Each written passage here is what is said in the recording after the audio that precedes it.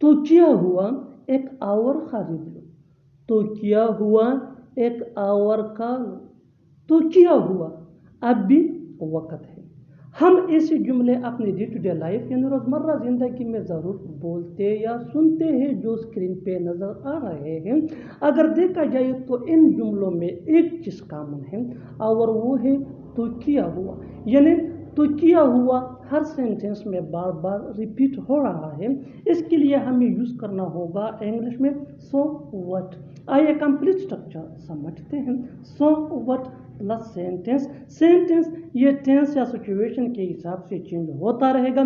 Sentence को समझने के लिए टेंसेस का जानना बहुत ज़रूरी है। सो व्हाट ये वही का वही रहेगा विच मीन तो क्या हुआ। इस स्ट्रक्चर को अच्छी तरह समझने के लिए कुछ मिसालें देखते हैं। तो क्या हुआ, एक आवर खरीद लो। So what buy one more. So what buy one more. So what mean तो क्या हुआ, बाय वन मोर ये इम्पेरेटिव सेंटेंस है। Keep this point in your mind. याद रखिए कि इम्पेरेटिव सेंटेंसेस ये जुमले जो है ये वर्ब से शुरू होते हैं। सो बाय ये वर्ब है।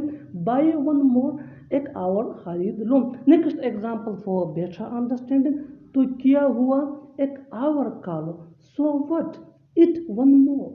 So what eat one more. Eat one more ये हमारा सेंटेंस है और ये इम्पेरेटिव सेंटेंस है। और जैसा कि पहले मैंने आपको कहा कि इम्पेरेटिव सेंटेंस ये वर्ब से शुरू होते हैं। Next example for better understanding. तो क्या हुआ, अब भी वक्त है।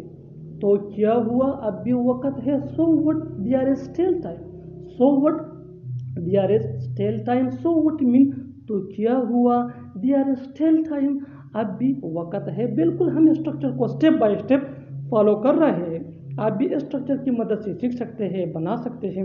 ऐसे बहुत से जुमले अंग्रेजी जुबान में आसानी से that can be really helpful for you which can take you from basic to advance level. Keep this point in your mind that जितना ज़्यादा प्रैक्टिस करोगे उतना ही जल्दी इंग्लिश सीख जाओगे। अच्छी तरह समझने के लिए कुछ मिसालें देखते हैं। तो क्या हुआ, तुम अपना मुंह धो लो, थोड़ा बेहतर महसूस करोगे। तो क्या हुआ, तुम अपना मुंह धो लो, थोड़ा बेहतर महसूस करोगे। So what wash your face you will feel better. So what wash your face you will feel better. Next example for better understanding. तो क्या हुआ, थोड़ी देर और ठहर जाओ। तो क्या हुआ, थोड़ी देर और ठहर जाओ। So what stay for a while. So what stay for a while. One more example for better understanding. तो क्या हुआ, मैं कल ऐसे पहन लूँगा। So what I will wear it tomorrow. So what I will wear it tomorrow. Next example for better understanding. तो क्या हुआ, ऐसे पढ़ लो फिर मुझे वापस कर देना। So what read it then return back it to me. So what read it then return back it to me. One more example for better understanding. तो क्या हुआ, तुम भी खेलो। तो क्या हुआ, तुम भी खेलो। So what you also play. So what you also play. और आखिर में ये दो जुमले आपके लिए कमेंट सेक्शन में इनका जवाब ज़रूर देना। तो क्या हुआ, तुम भी आ जाओ। तो क्या हुआ, तुम भी आ जाओ। और दूसरा जुमला है तो क्या हुआ, उससे बात करो। तो क्या हुआ, उससे बात करो। Subscribe to English page for more advance English sentence structure. Thanks. वो बीमार है फिर भी वो काम कर रहा है। मैं कड़ी मेहनत करता हूँ फिर भी मैं नाकाम हूँ। वो गरीब है फिर भी वो तुम्हारी मदद करता है। इस लेसन के अंदर हम सीखने जा रहे हैं कि कैसे ऐसे फ़क़रात अंग्रेजी ज़ुबान में बोले जाते हैं। अगर देखा जाए तो इन फ़क़रों में हम कह रहे हैं फिर भी, इसके लिए आपको यूज़ करना होगा इंग्लिश में having said that. Having said that mean फिर भी, इसके बावजूद या लेकिन। ये स्टेप 1 है। स्टेप 1 को समझने के बाद अब आते हैं स्टेप 2 की तरफ। स्टेप स्टेप 2 में हमें सीखना है कि ऐसे फ़िक्रों के लिए कौन सा अंग्रेजी का स्ट्रक्चर यूज़ होता है। सो फर्स्ट ऑफ ऑल हमें यूज़ करना है एक कंप्लीट मीनिंगफुल सेंटेंस। सेंटेंस के बाद आ जाया करेगा हैविंग सेड दैट, और हैविंग सेड दैट के बाद हमें यूज़ करना है एक बार फिर एक कंप्लीट मीनिंगफुल सेंटेंस। ये स्टेप 2 है। स्टेप 2 को समझने के बाद अब आते हैं अच्छी तरह समझने के लिए स्टेप 3 की तरफ। वो बीमार है फिर भी वो काम कर रहा है। वो बीमार है, ये पहला फ़िक्रा है, वो काम कर रहा है, ये दूसरा फ़िक्रा है, फिर भी ये दोनों फ़िक्रों को मिलाने का काम करता है। So he is sick having said that he is working. He is sick having said that he is working. He is sick ये पहला फ़िक्रा है, विच मीन वो बीमार है। हैविंग सेड दैट मीन फिर भी वो ही इज़ वर्किंग, ये दूसरा फ़िक्रा है, विच मीन वो काम कर रहा है। Next example for better understanding, मैं कड़ी मेहनत करता हूँ फिर भी मैं नाकाम हूँ। I hard work having said that I am not successful. I hard work having said that I am not successful. I hard work ये हमारा पहला फ़िक्रा है, विच मीन मैं कड़ी मेहनत करता हूँ या मैं सख्त मेहनत करता हूँ। हैविंग सेड दैट मीन फिर भी, और आई एम नॉट सक्सेसफुल यह हमारा दूसरा फ़िक्रा है, विच मीन मैं कामयाब नहीं हूँ। Next example for better understanding, वो गरीब है फिर भी वो आपकी मदद करता है। He is poor having said that he helps you. He is poor having said that he helps you. He is poor यह हमारा पहला फ़िक्रा है, विच मीन वो गरीब है। हैविंग सेड दैट मीन फिर भी ये दोनों फ़िक्रों को मिलाने का काम करता है। ही हेल्प्स यू वो आपकी मदद करता है। बिल्कुल हमें स्ट्रक्चर को स्टेप बाय स्टेप फॉलो कर रहे हैं। आप भी इस स्ट्रक्चर की मदद से सीख सकते हैं, बना सकते हैं। ऐसे बहुत से जुमले अंग्रेजी जुबान में आसानी से that can be really helpful for you, which can take you from basic to advance level. Keep this point in your mind that जितना ज़्यादा प्रैक्टिस करोगे उतना ही जल्दी इंग्लिश सीख जाओगे। अच्छी तरह समझने के लिए कुछ मिसालें देखते हैं। वो बीमार है फिर भी हमें पढ़ाता है। वो बीमार है ये पहला फ़िक्रा है, वो हमें पढ़ाता है ये दूसरा फ़िक्रा है, फिर भी ये दोनों को मिलाने का काम करता है। So he is under the weather having said that he teaches us. He is under the weather यह हमारा पहला फ़िक्रा है। हैविंग सेड दैट मीन फिर भी, और ही टीचेस अस यह हमारा दूसरा फ़िक्रा है, विच मीन वो हमें पढ़ाता है। Next example for better understanding, तुम्हारे पास बहुत पैसे हैं फिर भी तुम सस्ते कपड़े पहनते हो। तुम्हारे पास बहुत पैसे हैं ये पहला फ़िक्रा है, तुम सस्ते कपड़े पहनते हो ये दूसरा फ़िक्रा है, फिर भी ये दोनों फ़िक्रों को मिलाने का काम करता है। You have a lot of money यहाँ तक हमारा पहला फ़िक्रा हो गया। हैविंग सेड दैट मीन फिर भी, यू वेयर चीप क्लोथ्स ये हमारा दूसरा फ़िक्रा है। So you have a lot of money having said that you wear cheap clothes. One more example for better understanding, मैं रोज़ तुम्हारी वीडियोज़ देखता हूँ फिर भी मैं इंग्लिश नहीं बोल सकता हूँ। मैं रोज़ तुम्हारी वीडियोज़ देखता हूँ ये पहला फ़िक्रा है, मैं इंग्लिश नहीं बोल सकता हूँ ये दूसरा फ़िक्रा है, फिर भी ये दोनों फ़िक्रों को मिलाने का काम करता है। I daily watch your videos having said that I can't speak English. I daily watch your videos ये पहला फ़िक्रा है, हैविंग सेड दैट मीन फिर भी आई कांट स्पीक इंग्लिश ये हमारा दूसरा फ़िक्रा है, विच मीन मैं इंग्लिश नहीं बोल सकता हूँ। Next example for better understanding, ये कार बहुत कीमती है फिर भी मैं ये एक दिन ख़रीदना चाहूँगा। ये कार बहुत कीमती है ये पहला फ़िक्रा है, मैं एक दिन ये ख़रीदना चाहूँगा ये दूसरा फ़िक्रा है, फिर भी ये दोनों फ़िक्रों को मिलाने का काम करता है। So this car is so expensive यहाँ तक पहला फ़िक्रा हमारा हो गया। हैविंग सेड दैट मीन फिर भी, I would like two by it someday ये दूसरा फ़िक्रा है। So this car is so expensive. Having said that, I would like to buy it someday. One more example for better understanding. वो गरीब है फिर भी वो ईमानदार है। He is a poor.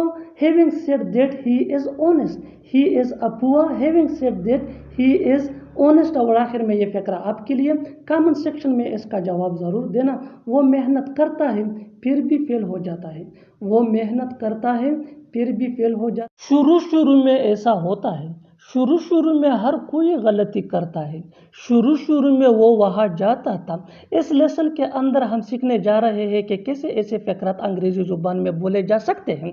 अगर देखा जाए तो इन फ़करात में हम कह रहे हैं शुरू में, इसके लिए आपको यूज़ करना होगा इंग्लिश में इनिशियली।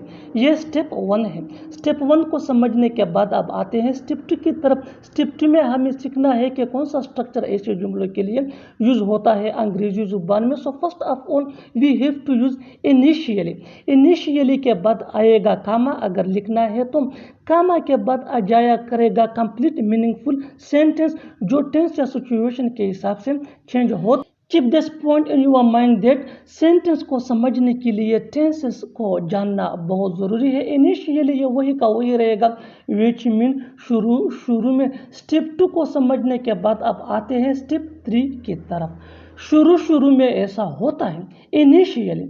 यहाँ तक इतना सा फ़करा हमारा हो गया। इसके साथ आगे लगाना है कंप्लीट मीनिंगफुल फ़करा, it happens.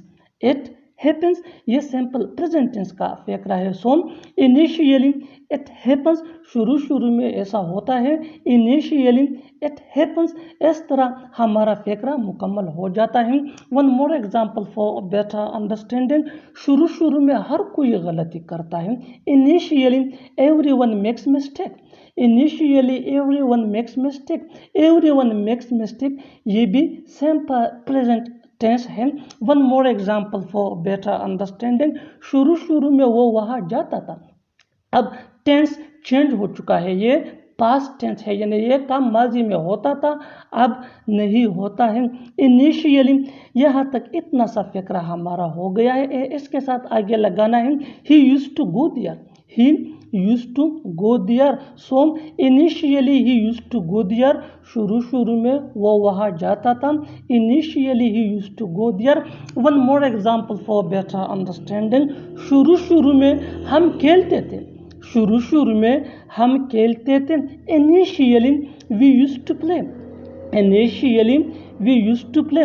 Keep this point in your mind that used to के बाद हमेशा V1 यानी फर्स्ट फॉर्म ऑफ वर्ब आता है, जिसको बेस्ट फॉर्म ऑफ वर्ब कहा जाता है। बिल्कुल हम स्ट्रक्चर को स्टेप बाय स्टेप फॉलो कर रहे हैं। आप भी इस स्ट्रक्चर की मदद से सीख सकते हैं, बना सकते हैं ऐसे बहुत से जुमले अंग्रेजी जुबान में आसानी से, that can be really helpful for you, which can take you from basic to advance level. Keep this point in your mind that जितना ज़्यादा प्रैक्टिस करोगे उतना ही जल्दी इंग्लिश सीख जाओगे। अच्छी तरह समझने के लिए एक और मिसाल देखते हैं। One more example for better understanding. शुरू में मैं भी काम करता था, यानी माजी में मैं भी काम करता था, अब काम नहीं करता हूँ। Initially I also used to work. Initially I also used to work. Next example, शुरू में वो मुझसे मिलती थी, शुरू में वो मुझसे मिलती थी। Initially she used to meet me. Initially she used to meet me, शुरू में वो यहाँ आते थे, शुरू में वो यहाँ आते थे। Initially they used to come here. Initially they used to come here. Next example for better understanding. शुरू में वो खाना पकाती थी, यानी पहले वो खाना पकाती थी, अब नहीं पकाती है। Initially she used to cook food. Initially she used to cook food. शुरू में वो मुझसे बात करता था। Initially he used to talk to me.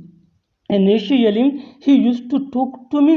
और आखिर में ये सेंटेंस आपके लिए कमेंट सेक्शन में इसका जवाब ज़रूर देना। शुरू में वो सुबह जल्दी उठता था, शुरू में वो सुबह जल्दी उठता था।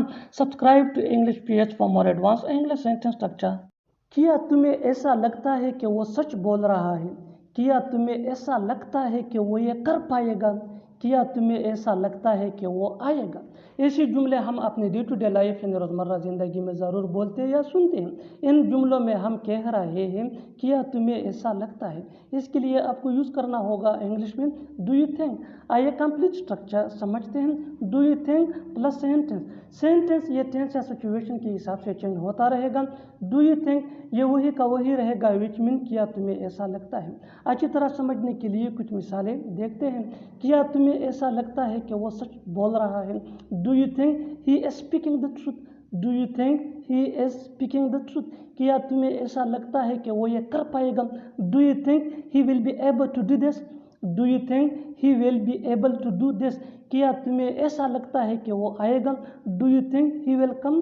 Do you think he will come? बिल्कुल हम स्ट्रक्चर को स्टेप बाय स्टेप फॉलो कर रहे हैं। आप भी स्ट्रक्चर की मदद से सीख सकते हैं, बना सकते हैं ऐसे हज़ारों जुमले अंग्रेजी जुबान में आसानी से। That can be really. मैं इस काम से अनजान नहीं हूँ। वो लोग इस काम से अनजान नहीं हैं।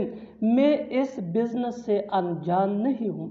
इन जुमलों में हम कह रहे हैं अनजान नहीं होना। इसके लिए आपको यूज़ करना होगा इंग्लिश में नो स्ट्रेंजर टू। आइए कंप्लीट स्ट्रक्चर देखते हैं। सब्जेक्ट प्लस हेल्पिंग वर्ब जिसको ऑक्सिलरी वर्ब भी कहा जाता है, ये टेंस या सब्जेक्ट के मुताबिक होता है, plus no stranger to plus object. अच्छी तरह समझने के लिए कुछ मिसालें देखते हैं।